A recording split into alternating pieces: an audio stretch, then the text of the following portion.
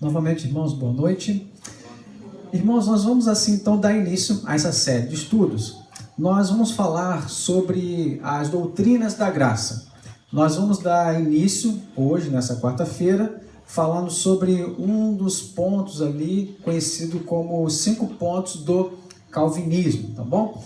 A intenção de nós falarmos sobre esse aspecto, sobre a questão da reforma, porque nós estamos no mês que comemoramos a reforma protestante. E a nossa intenção com essa série de estudo não é necessariamente abordar a questão histórica da fé reformada, porque teríamos muito o que falar, mas aqui eu quero me ater à questão mais doutrinária, aqueles principais pontos que inclusive nós carregamos até os dias de hoje, aquelas convicções dos homens e mulheres ali do passado e também são as nossas convicções. Mas somente rapidamente para nos situarmos nessa nova série de estudos que nós estamos iniciando, somente lembrando aos irmãos que houve um período ali no século 17, lá na Holanda, a igreja da Holanda, que já professava a fé considerada reformada, como hoje, né?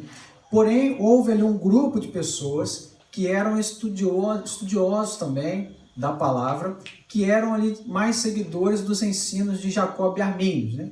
Então, esses grupos de pessoas, eles propuseram para a igreja rever alguns pontos que já eram considerados como unanimidade. Então, eles levantaram ali para o concílio da igreja na época 5 pontos a serem revistos. Então, a igreja, diante desse pedido dos remonstrantes, que eram os seguidores ali de Armínio, a igreja então se reúne em um concílio na cidade de Dort, na Alemanha. E como resultado da verificação desses pontos, desse concílio, que contou ali com 35 pastores, vários presbíteros, várias autoridades da época, que se reuniram de 1618 até 1619, né, 2 anos de reuniões, de estudos, né, chegou-se à conclusão que a convicção deles na época deveria seguir não aqueles pontos que aqueles remonstrantes estavam querendo, mas justamente o oposto. Então, a partir desse sínodo, dessa reunião da igreja na Holanda, lá em 1618, é que deu-se início, então, aos 5 pontos do calvinismo, tá bom? Como consequência desse pedido desses remonstrantes. Então, somente rapidamente situando os irmãos nesse sentido. O que nós conhecemos hoje como os 5 pontos do calvinismo é resultado lá do sínodo de Dort, de 1618, lá na Holanda. Tá bom, meus irmãos? E nós vamos, assim, estar falando sobre, a cada quarta-feira, sobre um desses pontos.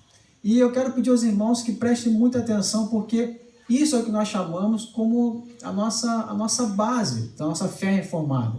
Juntamente com os 5 solas, né, que nós já estudamos um tempo atrás, aqui agora os 5 pontos do calvinismo, porque mais adiante João Calvino foi quem organizou essas doutrinas. Por isso leva esse nome, 5 pontos do calvinismo.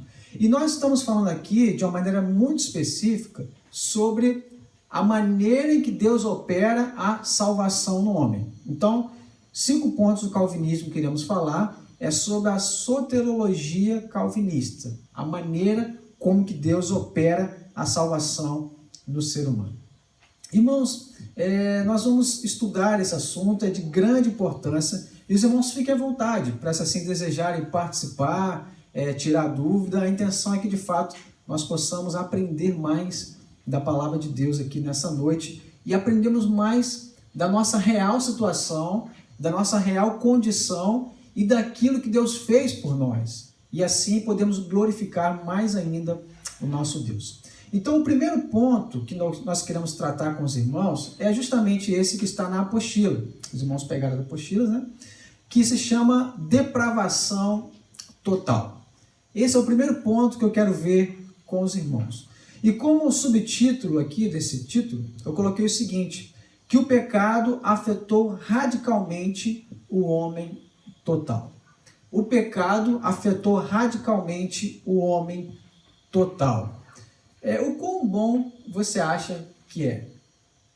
Às vezes nós achamos assim, olha, não, eu sou bom, né? Eu sou uma pessoa educada, eu sou um bom marido, uma boa esposa, um bom filho, uma boa filha, um pai, uma mãe. Não, mal é aquela pessoa ali que talvez cometeu um crime, às vezes um assassinato, que talvez tenha vícios, né?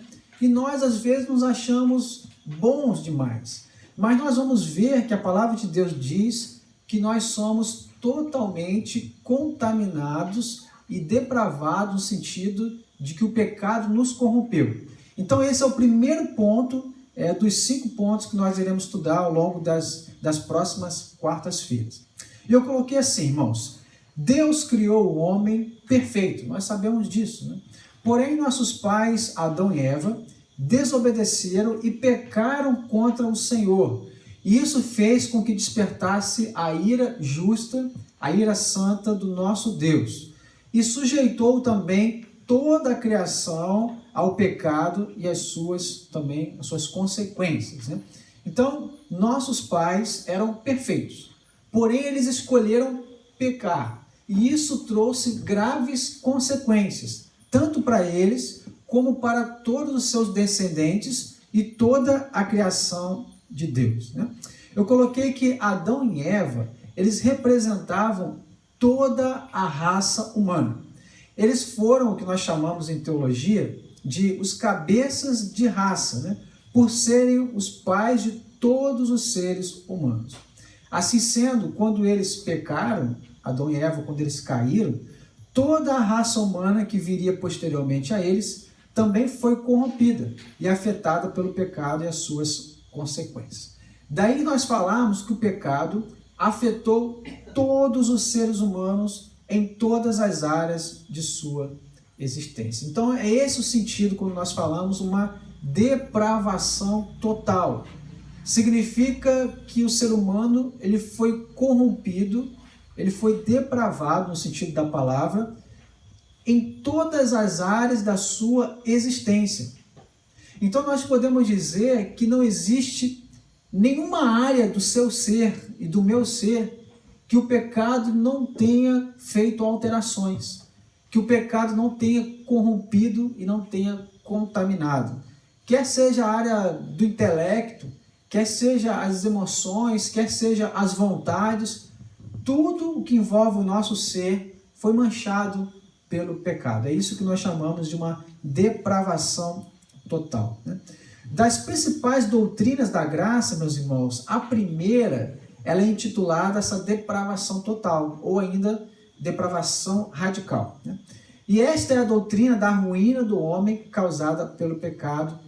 E é interessante que essa doutrina, ela é importantíssima de ser compreendida, porque ela vai servir de base para você entender as demais. Todos esses 5 pontos do calvinismo, eles seguem uma sequência muito lógica. Então essa aqui é a base. Essa daqui é o fundo sobre o qual nós conseguimos enxergar a graça de Deus sobre nós. É o fundo sobre o qual nós podemos agora olhar para Deus, glorificar a Deus por aquilo que Ele fez por nós. Então essa é a primeira doutrina e serve de base, né? E aí na sequência eu coloquei aqui algo muito interessante, queria que os irmãos prestassem atenção. Que toda a humanidade, ela nasce espiritualmente morta em transgressões e pecados, né? Já viu alguém dizer assim, olha, essa criança aqui, né, esse bebezinho, como ele é bonito, né? Olha, mas isso aqui é um anjinho, isso aqui não, mas ele não tem pecado. Tem. O ser humano, a partir do momento que ele vem à existência nesse mundo, a Bíblia vai dizer que ele já é um pecador por essência, porque ele herda essa tradição pecaminosa dos nossos pais, que o pecado corrompeu todo mundo e também toda a nossa existência. Então, toda a humanidade, ela nasce espiritualmente morta em transgressões e pecados. Então, você não pode dizer que você é bonzinho, que você é bom por essência, porque a Bíblia diz que não. A Bíblia diz que todos nós nascemos em iniquidade. E o homem caído, ele é totalmente depravado. O pecado afetou radicalmente o homem todo.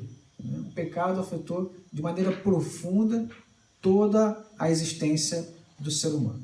Isso quer dizer, sabe o quê? Que o pecado, ele afetou cada parte do ser humano. E aqui há para fins didáticos, para fins de estudo, né? Nós colocamos aqui, o pecado afetou a mente do ser humano. O pecado afetou as nossas emoções, né? E o pecado também afetou a nossa vontade. Todas essas áreas do ser humano, elas foram corrompidas pelo pecado, foram manchadas, foram depravadas, né? Então, a sua mente, né, a mente de um homem natural, né, ela é obscurecida, o que o torna incapaz de ver a verdade acerca de Deus, de Cristo e de si próprio. Então, naturalmente, o ser humano, ele tem a mente contaminada pelo pecado. E isso significa que a mente dele é obscurecida, que ele, por si só, o ser humano, ele não consegue enxergar a verdade de Deus, porque o pecado atingiu a sua mente. Por si só, o ser humano não consegue entender a realidade do quanto ele precisa de Cristo, porque o pecado afetou o seu discernimento. E o homem também não entende quem ele é, qual o sentido da sua existência, porque o pecado afetou a sua mente, né? Eu coloquei aqui como referência o texto que nós lemos lá no Salmo 119, verso 18. Vamos abrir nossas Bíblias? Ou melhor, nós não lemos esse texto, nós lemos o Salmo 19, né? Mas abra, por favor, sua Bíblia em Salmo 119, verso 18. Veja o que diz o salmista nesse texto.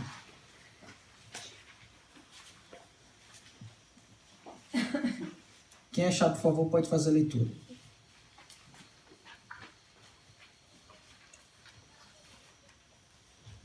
Salmo 119, verso 18. Desvenda os meus olhos para que eu contemple as maravilhas da tua lei. Isso. Aqui o salmista diz: Senhor, me faça entender as verdades da tua lei. Porque ele reconhece que por ele mesmo ele não tem capacidade de fazer isso. Ainda o Salmo 19, verso 8, que nós lemos aí sim, o mandamento do Senhor é puro e ilumina os olhos. Veja que a palavra de Deus ela é pura e ela tem a capacidade de nos dar entendimento. E ainda o texto de 1 Coríntios também eu coloquei aqui como referência. Então veja que o homem por si só tem a mente corrompida pelo pecado e ele não conhece as coisas de Deus. Porque essas coisas se discernem espiritualmente, ele não conhece sobre Cristo e ele não conhece nem mesmo a si mesmo. O coração também do homem natural, ele foi corrompido pelo pecado, de maneira que agora é um coração contaminado, e não deseja Deus, mas em vez disso ama o seu pecado. O ser humano, naturalmente, ele não deseja Deus. Ele não quer Deus. O que ele quer é o pecado. Porque essa é a inclinação natural a qual o homem foi sujeito quando o pecado afetou toda a sua estrutura, e daí depravação total. E por último, nesses 3 pontos, a vontade. Veja que a mente está obscurecida. Veja que o coração foi contaminado, que ele não ama Deus, ele ama o pecado. E veja que a vontade agora ela está morta, é incapaz de escolher o que é certo. Marcados por essa incapacidade total, os pecadores se acham agora sujeitos ao pecado como seus escravos, incapazes de mudarem e se tornarem realmente bons. Estando espiritualmente morto em seu pecado, o homem nem sequer consegue buscar o que é certo e justo. Então veja que nós falamos aqui que o pecado afetou radicalmente o homem total. Mente obscurecida, não consegue entender Deus.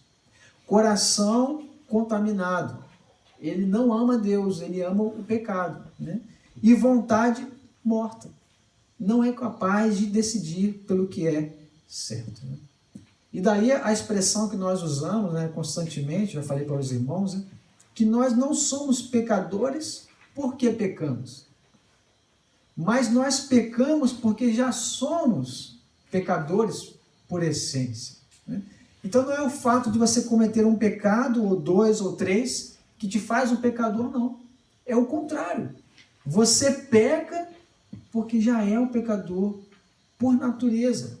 Porque o pecado, ele se alastrou em todo o nosso ser, em toda a nossa existência. Mente, emoções e também vontade, né? Então, meus irmãos, veja que em resumo nós podemos falar que o homem que ainda não é salvo por Cristo, né? Aquela pessoa que ainda não nasceu de novo, ela é incapaz de praticar qualquer bem espiritual, né? Esse texto de Isaías 64, 6 fala que a nossa justiça é como trapo de imundícia diante de Deus. Qualquer ato feito por um homem ainda não regenerado, não convertido, ele ainda é um ato pecaminoso, por causa da depravação total. Nada pode fazer para remover o seu pecado e não pode dar nenhuma contribuição em prol da sua salvação, né? O homem deixado entregue a si mesmo, o homem caído, ele jamais procura Deus, jamais procura a sua graça, né? Então é por isso que, quando conversando com algumas pessoas, alguém demonstra, olha, eu quero conhecer mais sobre Deus, né? Eu quero conhecer mais sobre Cristo, sobre o Evangelho. Você já pode ter certeza que, se essas palavras forem sinceras, né, já é uma evidência que de fato o próprio Deus tem buscado essa pessoa. Porque naturalmente o homem, ele tem a mente obscurecida, o coração contaminado e a sua vontade morta. O homem não busca a Deus, a não ser que o próprio Deus busque esse homem primeiramente, né? Então veja, irmãos, que aqui nós já conseguimos começar a delinear a maravilhosa graça de Deus. Eu e você não nos importávamos com Deus. Eu e você não tínhamos entendimento de Deus. Nós não amávamos a Deus. Não haveria o que fazer em relação a Deus, mas Deus nos amou primeiro. É Ele quem nos busca primeiro, é Ele quem nos encontra em nosso estado de total contaminação pelo pecado e nos resgata mediante a sua graça em Cristo Jesus. Então veja que o homem, ele é incapaz de escolher a Deus sem que primeiro Deus o tenha escolhido, né? Então, vire por favor a folha da sua apostila. Se alguém quiser falar, participar, pode ficar à vontade, tá bom? Veja, meus irmãos, que o homem caído, ele não quer, por natureza, qualquer parte com Deus, né? Não há temor de Deus no homem. O homem despreza o Deus que é revelado nas Escrituras, né? O homem recusa a adorar a Deus, a amar a Deus em espírito e em verdade. E ele recusa-se também a se submeter à palavra de Deus e obedecer a Cristo em amor e gratidão. Por que ele faz isso? Porque a sua mente está obscura. Porque ele não conhece a Deus. Porque as suas emoções foram afetadas. Ele não ama a Deus. Vejam o tamanho do estrago, né, que o pecado fez no ser humano. A inclinação natural do homem é sempre, meus irmãos, lutar contra Deus. A nossa inclinação natural é se opor a Deus, é correr para longe de Deus, né? Dizer que os não salvos estão famintos e sedentos por Deus é contradizer as Escrituras. Porque não há, de fato, essa falta de se preencher, né? Porque o homem foi criado para ter comunhão com Deus. A partir do momento que o pecado rompe esse relacionamento, o ser humano ele sente essa falta de algo na sua vida. Mas devido à depravação total, ele não quer Deus. Ele não ama Deus, ele não quer ter comunhão com Deus, nem adorar, nem obedecer a Cristo, né? Vai dizer aqui que eles podem, o homem natural, até ter fome e sede de algo, mas a sua condição natural jamais é por Deus, jamais deseja Deus. Eles podem buscar a Deus até, algumas vezes, por motivos egoístas, à procura de bênçãos, à procura de benefícios, mas o homem natural, ele nunca busca o Deus Santo em espírito de devoção e também a adoração, né? Então veja que ali naquele começo lá, como eu falei, dos remonstrantes, né? Eles estavam defendendo a posição de que o homem foi contaminado parcialmente e que ainda existia algo de bom no ser humano. E quando esses homens que se reúnem no Concílio de Dort, eles chegam à conclusão que é o contrário. Eles dizem, não é uma depravação parcial, como vocês estão dizendo. Há sim uma contaminação total. Porque nós vamos ler aqui alguns textos agora que deixam claro que todos pecaram. Que o homem não quer Deus. Diz aqui que o pendor da carne é inimizade contra Deus. Então chegou-se à conclusão, daqueles 2 anos de estudo, que o pecado ele não atingiu o homem parcialmente, mas ele atingiu o homem totalmente, em todas as áreas de sua existência. Né? Vamos ver agora, meus irmãos, alguns textos que nos embasam para nós chegarmos a essa conclusão, dessa depravação total. Né? Eu coloquei na sua apostila, até grifei as partes que eu quis destacar para o nosso estudo. Primeiramente, o texto de Romanos 3, do verso 9 até o 18, que diz assim, ó, que se conclui? Temos nós qualquer vantagem, ele está dizendo, por ser judeu, né? Não, de forma nenhuma, pois já temos demonstrado que todos, tanto judeus como gregos, estão debaixo do pecado. Como está escrito, olha só, irmãos, não há justo, não há nenhum sequer. Ele está dizendo, olha, não tem ninguém correto, nenhum sequer. Não há quem entenda, vai dizer, não há quem busque a Deus, porque todos se desviaram, todos se extraviaram. A uma se fizeram inúteis, né? Não há quem faça o bem, não há nenhum sequer. Meus irmãos, veja a ênfase aqui do apóstolo Paulo. Todo mundo se extraviou, ninguém quer saber de Deus, ninguém busca Deus, todos estão debaixo do pecado, não há ninguém que faça o bem. Vai dizer aqui o apóstolo Paulo, nenhum sequer, né? Ele vai dizer aqui agora uma lista, né? A garganta deles é sepulcro aberto, com a língua urdem engano, veneno de víbora está nos seus lábios, né? A boca eles a têm cheia de maldição e de amargura, são os seus pés velozes para derramar sangue, nos seus caminhos a destruição e miséria, desconheceram o caminho da paz. E agora ele vai dizer aquele verso bastante conhecido, né? Não há temor de Deus diante de seus olhos. Veja que o apóstolo Paulo é muito claro em relação a essa doutrina da depravação total. Não há justo. Todos se desviaram. Não há quem faça o bem. Não há quem busque a Deus. Não existe temor de Deus diante de seus olhos.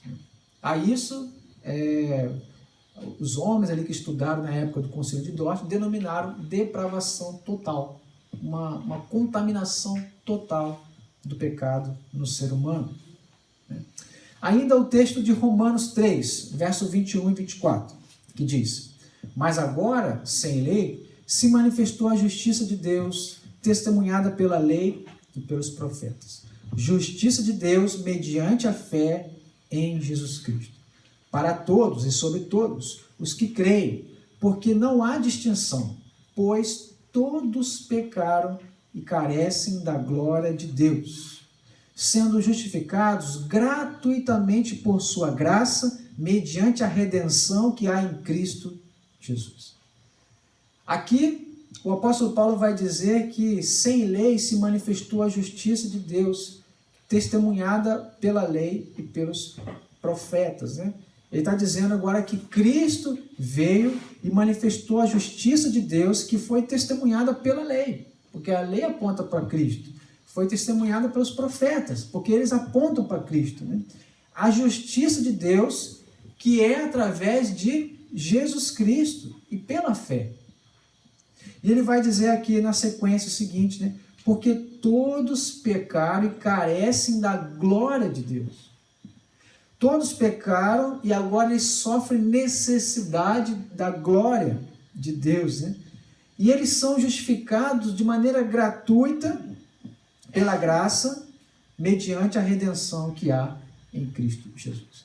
Então eu quero dizer que todos nós somos totalmente corrompidos pelo pecado. E a única solução para esse problema é tendo fé em Jesus Cristo. É pela fé em Jesus Cristo e através da graça. É o que diz o texto, né? Sendo justificados de maneira gratuita. Pela graça.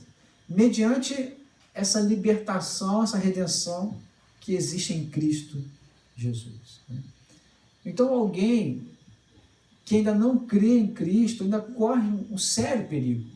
Porque ainda não foi declarado justo, porque ainda se encontra nessa total condição de depravação total. Né? Ainda em Romanos, agora Romanos 8, 7, né? Que diz assim: por isso, o pendor da carne é inimizade contra Deus, pois não está sujeito à lei de Deus, nem mesmo pode estar. Olha, irmãos, que interessante. O pendor da carne é inimizade contra Deus. A inclinação natural da carne, ela se constitui inimizade contra Deus. Porque o pecado nos afetou totalmente, radicalmente. Né? Ainda o texto de João, em que Jesus diz o seguinte: o julgamento é este, que a luz veio ao mundo e os homens amaram mais as trevas do que a luz. Jesus está dizendo, olha, a luz veio ao mundo, eu sou a luz do mundo. Ele diz mais adiante. Mas a situação de depravação do homem é tão profunda, tão radical, tão séria, que o homem ainda amou mais as trevas do que a luz. Veja as implicações do pecado na existência do ser humano, obscurecendo a sua mente, a sua compreensão. Né? E por último, quero ler com os irmãos o texto de Efésios 2, verso 1 a 3, né? Que vai dizer que ele vos deu vida, estando vós mortos nos vossos delitos e pecados, nos quais andaste outrora, segundo o curso deste mundo, segundo o príncipe da potestade do ar, do Espírito que agora atua nos filhos da desobediência, entre os quais também todos nós andamos outrora, segundo as inclinações da carne, fazendo a vontade da carne e dos pensamentos, e éramos por natureza filhos da ira, como também os demais. Irmãos, ele vos deu vida, estando vós mortos nos vossos delitos e pecados. O pecado atingiu o homem com tamanha seriedade que o homem é considerado morto espiritualmente. O homem sem Cristo é considerado morto espiritualmente. E o morto é alguém que não há ação. Você já encostou, talvez, em talvez um animal, até mesmo uma pessoa falecida, né? Não há reação, não age, não mexe o braço, porque morto está inerte, está prostrado. Né? E aqui o texto fala que nós antes estávamos mortos nos pecados. O morto não escolhe por Cristo, a não ser que Cristo vivifique dentro dele o Espírito Santo, de fato, que Cristo faça com que ele nasça de novo. Porque o morto não há ação nele. Né? Vai dizer que antigamente nós vivíamos segundo a inclinação da carne. Essa mesma inclinação que é inimizade contra Deus. Pendor da carne que é inimizade contra Deus. Então, meus irmãos, talvez você diga, pastor, mas será que eu sou tão ruim assim, né? Será que de fato eu sou tão pecador assim? Eu sei que às vezes pode parecer aqui uma enxurrada de notícias ruins, né? Nesse primeiro momento. Mas é preciso você entender isso para que você compreenda a maravilhosa graça de Deus, que veio ao nosso encontro, que nos alcançou, né? E que mudou a nossa realidade. De antes estávamos totalmente desvirtuados de Deus. Não amávamos a Deus, não queríamos conhecer a Deus. Aí agora, pela graça, o Senhor Jesus nos alcança. depravação total. Essa, como diz aqui o título do nosso estudo, o pecado que afetou radicalmente o homem total. Sabe, não existe ninguém que possa dizer, olha, eu não sou pecador. Não existe ninguém que possa dizer, olha, eu não sou tão pecador assim. E não estou querendo dizer que você vive na prática do pecado. Estou querendo dizer que isso é algo que faz parte da nossa natureza. O pecado entrou no mundo, nos corrompeu, nos contaminou. Hoje, pela graça de Deus, tendo o Espírito Santo, nós vivemos o processo de santificação progressiva, que nós vamos matando cada vez mais a natureza carnal e pecaminosa, para nos parecermos mais com Cristo. Mas ainda temos essa natureza, essa essência em nós, da depravação total. Isso é algo para nós louvarmos a Deus, porque Deus nos alcançou apesar dessa triste condição. E se por acaso ainda existe alguém entre nós que ainda não tem Cristo como Senhor, como Salvador, precisa entender que é um pecador também, que é uma pecadora e que precisa desesperadamente de Cristo Jesus. Amém, meus irmãos? Amém? Nós vamos dar uma pausa aqui no nosso vídeo, nossa gravação dessa noite, né?